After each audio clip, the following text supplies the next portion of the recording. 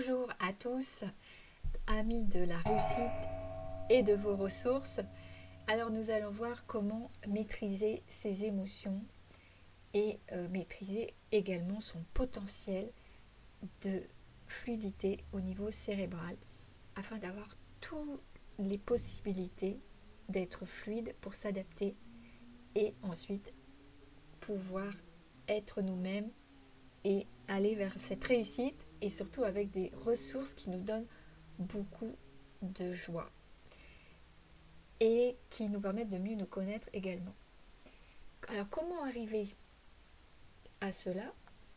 Alors avant d'aborder les différentes voies à la fin de la vidéo du potentiel cérébral, je vais vous expliquer comment on régularise les émotions et comment on met en place ces nouveaux potentiels cérébraux, car il y a dans plusieurs moments, je vous rappellerai donc ces différentes voies qu'il est nécessaire de développer, parce que c'est comme si on avait un réseau neuronal et qu'il faut développer toutes les voies. Mais la voie de l'émotion est la plus importante. C'est pour ça que je vous en parle et elle permet d'être le plus ancrée dans notre quotidien, puisque ça a des répercussions sur nos rapports et toutes les relations qu'on a avec les autres, bien sûr, puisque nous sommes des êtres émotionnels, c'est bien connu, et qu'on prend beaucoup de décisions d'un point de vue émotionnel.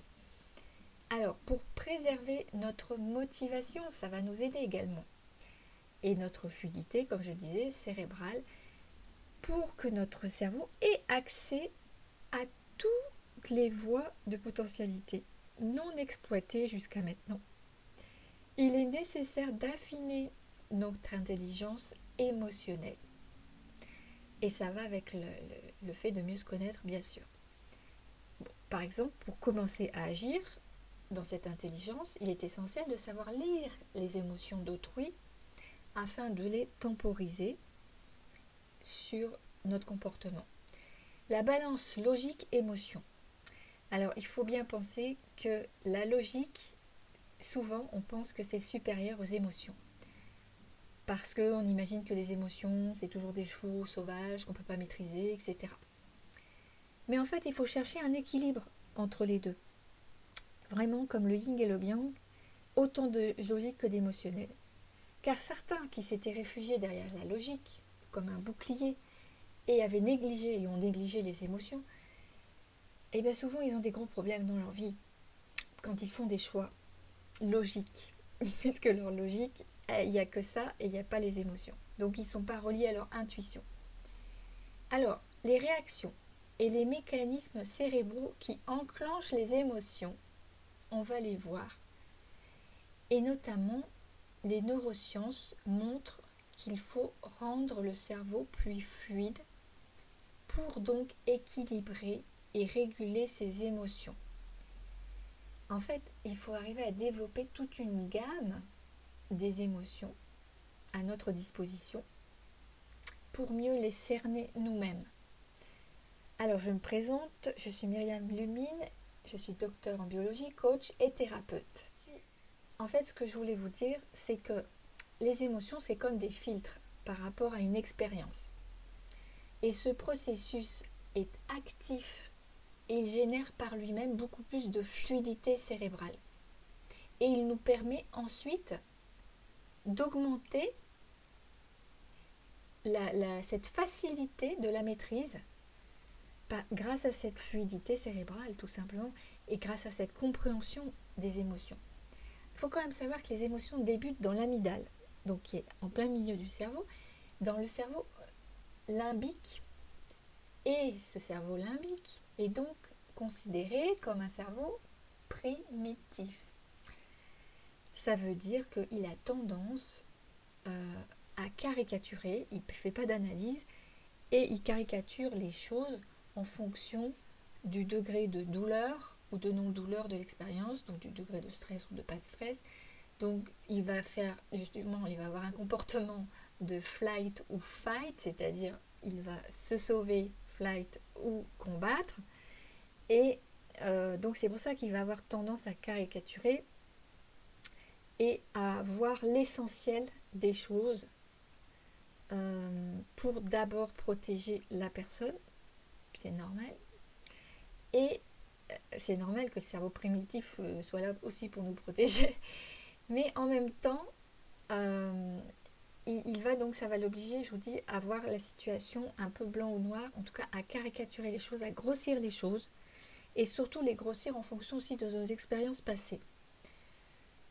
Donc si on a des émotions figées dans le passé, forcément, il va s'y référer et il va avoir tendance à grossir certaines choses, caricaturer, et du coup les décisions qui vont être prises risquent d'être pas toujours adéquates. Donc, pour résumer, donc ensuite, une fois qu'il a fait ça, là, on va prendre une décision. Mais avant de prendre cette décision, l'émotion va repasser par le contexte préfrontal, c'est-à-dire que le cerveau va pouvoir analyser tout de même avec les souvenirs justement dont je vous parlais, qui vont remonter à la surface, et donc il va faire un tri dans ses souvenirs, il va comparer avec ce qui se passe au présent, et ensuite ça va se combiner donc avec aussi la connaissance et la sagesse, et il va prendre sa décision enfin finale. Donc vous voyez, mais c'est d'abord l'émotion qui impulse quand même la décision, surtout en fonction de si c'est douloureux, pas douloureux, et si c'est une question de survie ou pas. Il arrive que toutes les émotions s'expriment en même temps. Qui n'a pas connu ça, bien sûr?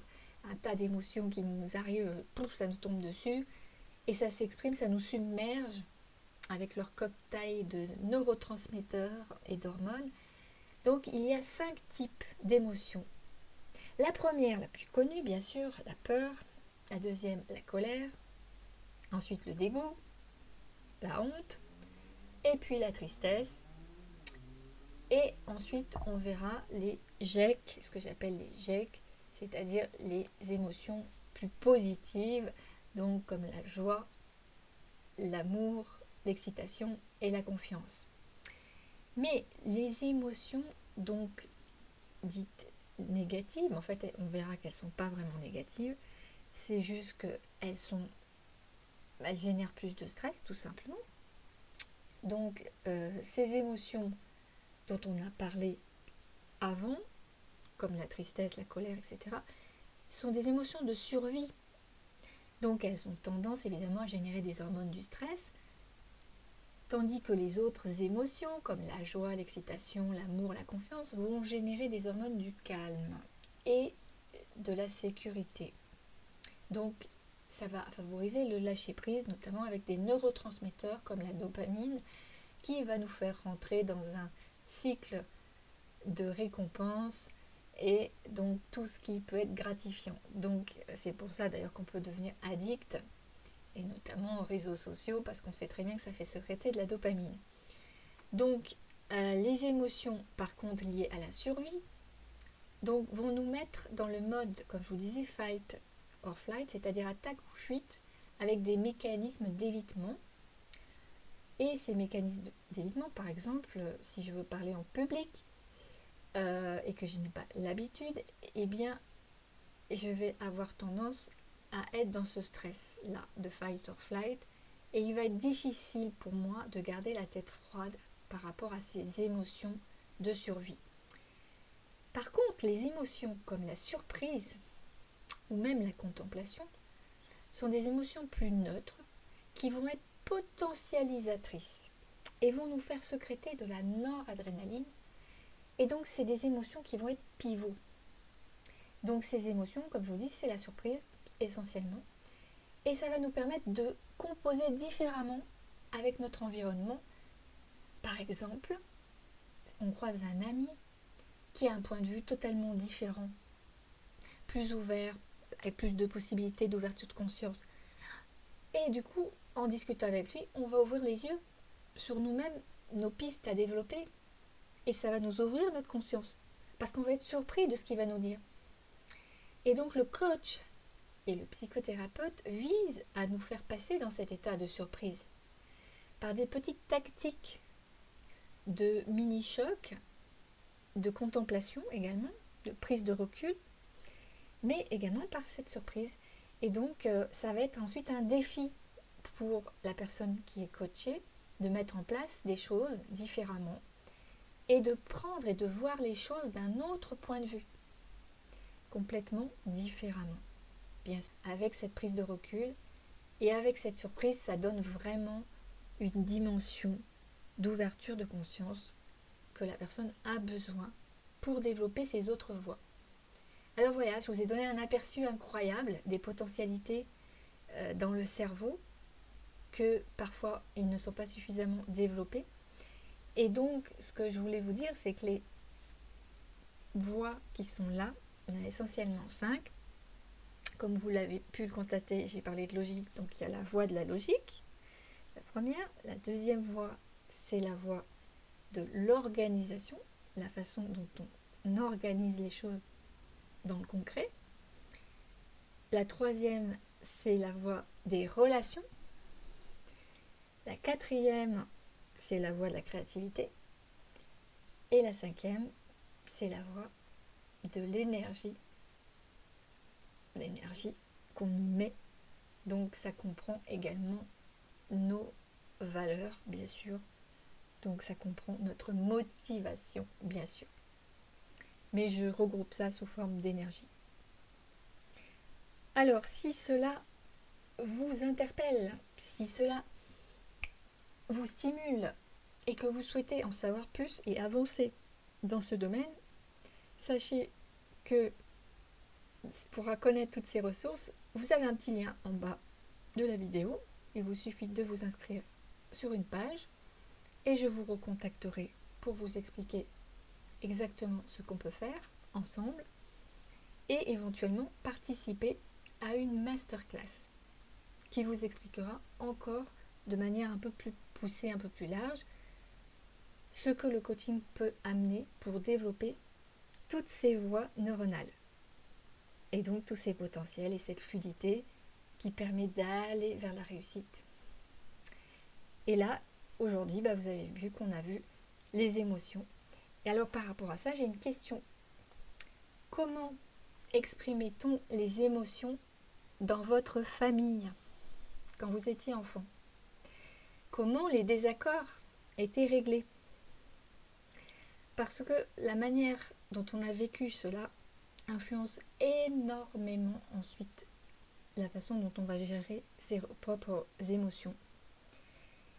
Et on peut sortir d'un schéma dysfonctionnel, c'est parfaitement possible, dans la mesure où on a cette possibilité de prise de recul avec des thérapies qui vont effectivement accéder à des ressources inconscientes et surtout stimuler ce que je vous disais au niveau de la surprise et de l'aspect neutre des prises de recul des choses pour pouvoir faire de nouveaux choix, comme les nouveaux choix par exemple de s'exprimer en dehors du conflit quand on a une grosse émotion, alors que par exemple vous auriez pris l'habitude quand vous étiez enfant d'avoir quand il y avait des grosses émotions, que ça dégénérait souvent en conflit par exemple dans votre famille. Mais ça peut être d'autres choses, hein. Et donc c'est pour ça que je vous pose ces questions qui sont fondamentales. Comment les désaccords étaient abordés dans votre famille? Voilà, donc réfléchissez-y. Et puis je vous dis, n'hésitez pas à vous inscrire. Et puis je vous dis à